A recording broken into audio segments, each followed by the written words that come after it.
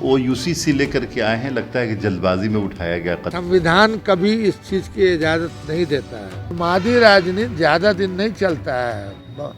जिसके घर पे मीटर की रीडिंग 600 से कम है उसको बिजली का बिल 0 आएगा।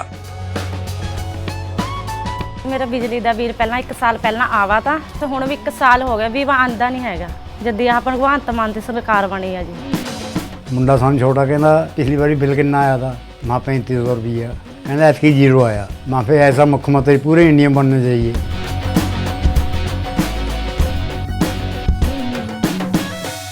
बुल्ला के तरह आता है फिर फुस हो जाता है।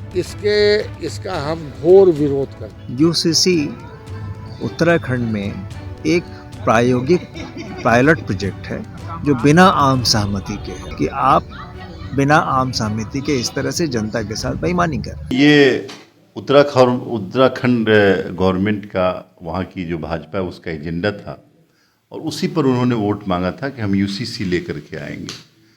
और जो वो यूसीसी लेकर के आए हैं, लगता है कि जल्दबाजी में उठाया गया कदम है। बहरहाल ये उनका अपना एजेंडा है। हमारी पार्टी और हमारे नेता श्री नीतीश कुमार जी ने लॉ कमीशन को लेटर लिख करके बहुत पहले हमारी पार्टी का ये स्टैंड क्लियर कर दिया था कि यूसीसी मौजूदा समाज में जो डाइवर्सिटी का समाज है और इसमें ट्राइबल्स भी रहते हैं, इसमें दलित भी रहते हैं, इसमें क्रिश्चियन भी रहते हैं, इसमें सिख भी रहते हैं और हिंदू समाज में कई कल्चरल डाइवर्सिटीज़ हैं। साउथ का हिंदू कुछ और मानता है, नॉर्थ का हिंदू कुछ और मानता है। तो ऐसे डाइवर्सिटी वाले समाज में यूसीसी की ज़रूरत नहीं है। और मुझे लगता है कि अभी सुप्रीम कोर्ट के जो एक्स चीफ जस्टिस ने, गोगोई जी ने जो बात कही कि यूसीसी तो ज़रूरी है लेकिन उसके लिए पहले समाज को तैयार करना पड़ेगा।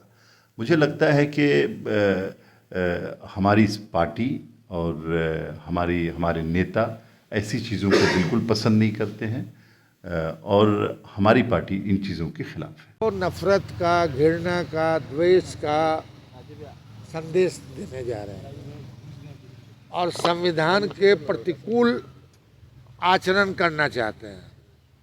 संविधान कभी इस चीज़ की इजाज़त नहीं देता है। संविधान जो है हमारा, इसका मुख्य 4 पाया है कि हमारा मुल्क सार्वभौम होगा, हमारा मुल्क जो है लोकतांत्रिक होगा, हमारा मुल्क जो है धर्मनिरपेक्ष होगा और हमारा मुल्क जो है समाजवादी होगा।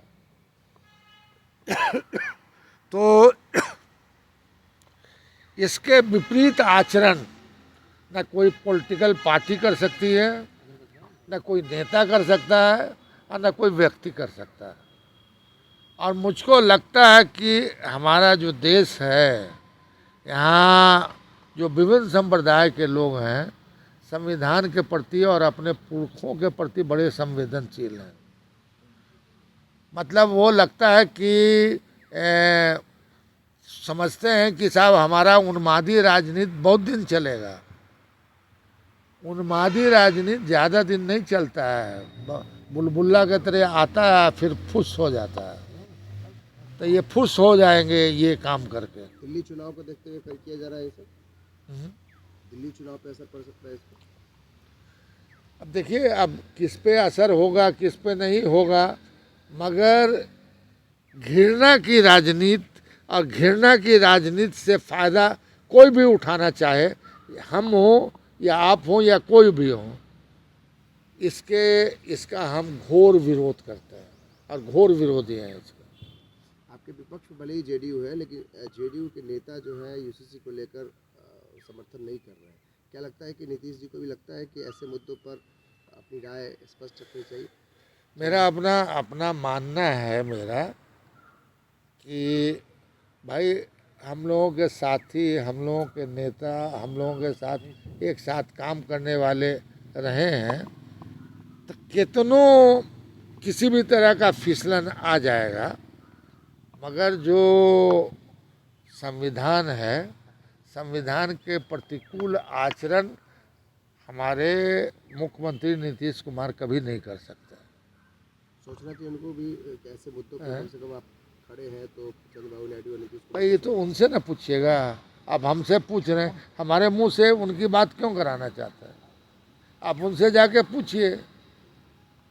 और मैं अब भी इस बात पे मैं श्योर हूँ कि राजपाट के लिए कोई कहीं भी मैं दाएं बाएं करे, मगर उनका सृजन, राजनीतिक सृजन जहाँ से हुआ है, वो कभी इस बात के हिमायती नहीं हो। यूसीसी उत्तराखंड में एक प्रायोगिक पायलट प्रोजेक्ट है जो बिना आम सहमति के है। एक रूपता का मतलब है समान रूप से। जब आम सहमति है नहीं तो फिर समानता कहाँ है? आप जब पूरे आप यूसीसी का मतलब ये यूनाइटेड इसका है, तो एक साथ लागू करने की बात है। तो एक साथ लागू करने की बात है, अभी एक राज्य में कर रहे हैं, इसका मतलब स्पष्ट है कि आप बिना आम सहमति के इस तरह से जनता के साथ बेईमानी कर रहे हैं।